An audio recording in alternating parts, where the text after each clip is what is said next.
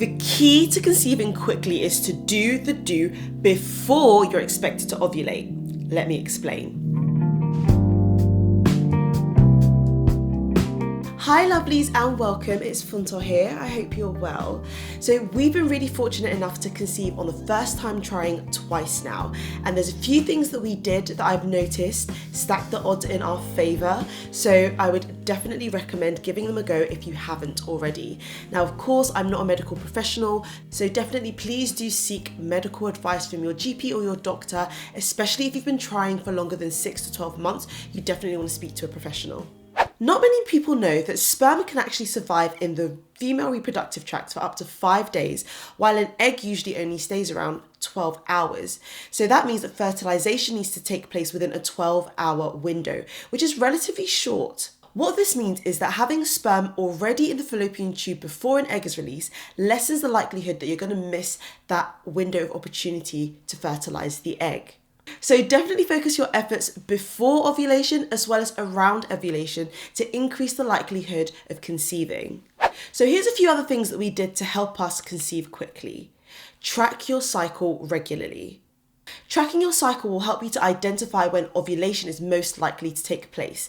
And this is really important when trying to conceive because this is the stage when you're most fertile. What I did was to use the Natural Cycles app to track my cycle, and this is something I actually started to do before we were trying to conceive, and that was really helpful because it gave me time to learn and understand my body, and also the app and the algorithm to figure out when my cycle was taking place and when I was most likely to ovulate. There are lots of apps out there, so do your research and find one that works well for you.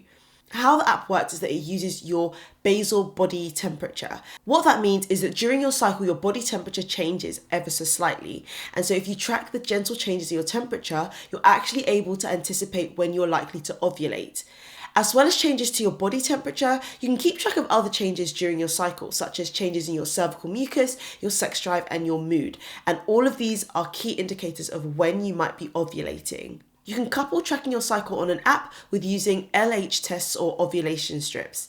So basically how they work is by tracking a particular hormone that rises around the time of ovulation. So it gives you a good indication that your fertility window is opening and now is a good time to shoot your shot. A combination of these things can give you a really clear picture of what your body is doing during your cycle, and that really helps to know when you're most fertile and when is a good time to try and conceive. I found this super helpful, and I can't believe I went for years without knowing what my body was going through month after month, and I actually quite enjoyed the process of learning about myself in this way. Boost your overall well-being. Now, this is really important for both you and your partner.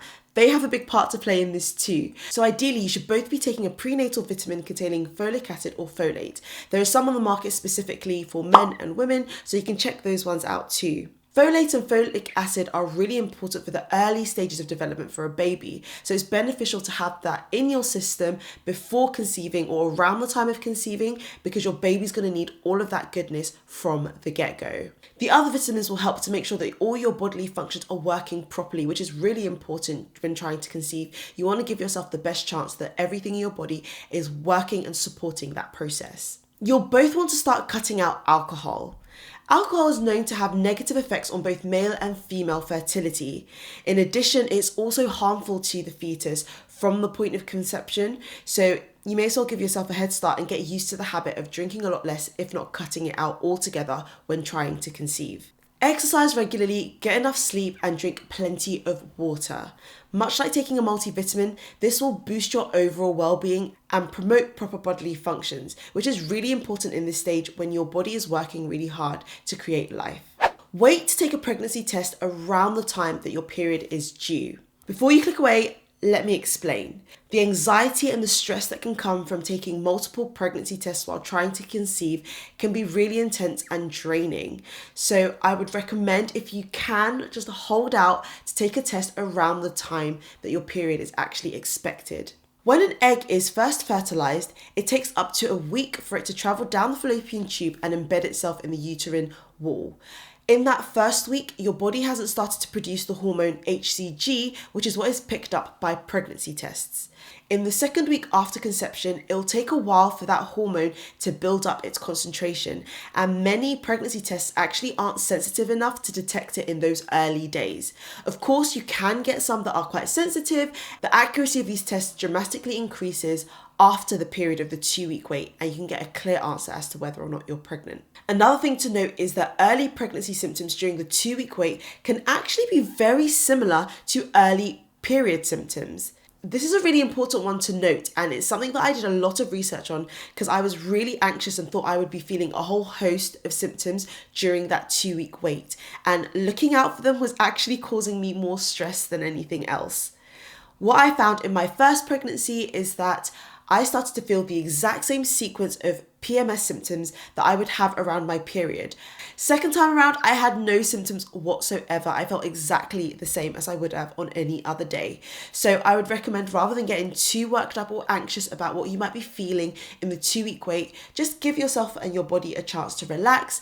And then around your time of your period, you can start testing and get a clear answer that way. Granted, this tip is more my opinion, but I think it's helpful to at least know so you can make an informed decision when it comes to the time that you want to take your test.